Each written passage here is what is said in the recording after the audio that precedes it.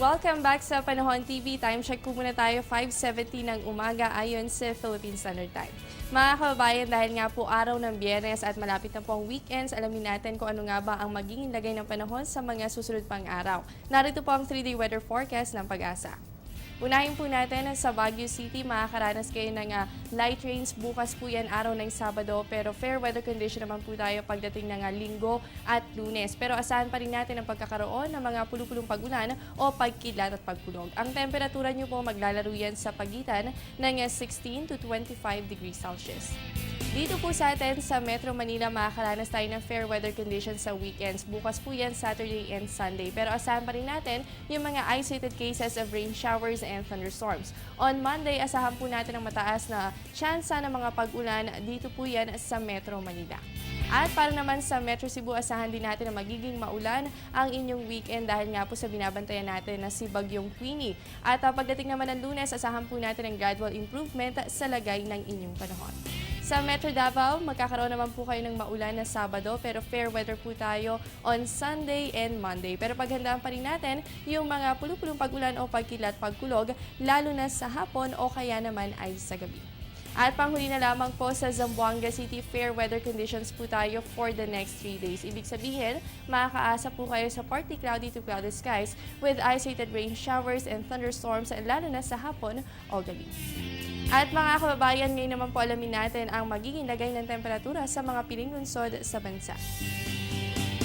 Sa Catbalogan, meron kayong 25 to 32 degrees Celsius. Ganun din po ang aasahan para sa Rojas. Habang sa Calapan, mababa na po ang 24 to 32 degrees Celsius. Sa Dipolog, meron kayong 25 to 32 degrees Celsius. Habang sa General Santos City, asahan po dyan ng 22 to 32 degrees Celsius. Narito naman po ang aasahang lagay ng temperatura sa mga sikat na tourist destination dito sa bansa. Sa Puerto Galera, meron kayong 24 to 31 degrees Celsius at sa Banawe, mababa na po ang 14 to 25 degrees Celsius. Sa Camiguin, asahan naman po ang 24 to 32 degrees Celsius at sa mga kababayan po natin sa Boracay, meron kayong 24 to 30 degrees Celsius. At darito naman po ang ating relative humidity. Ang minimum humidity natin na itala po ang 65%, 3:50 ng hapon po yan at ang maximum natin umabot po yan ng 97%. Samantala, narito naman po ang extreme of temperatures. Kahapon po yan, umabot tayo ng 23.3 degrees Celsius. Ito po yung minimum temperature natin kahapon at yung maximum natin umabot naman ng 30.4 degrees Celsius.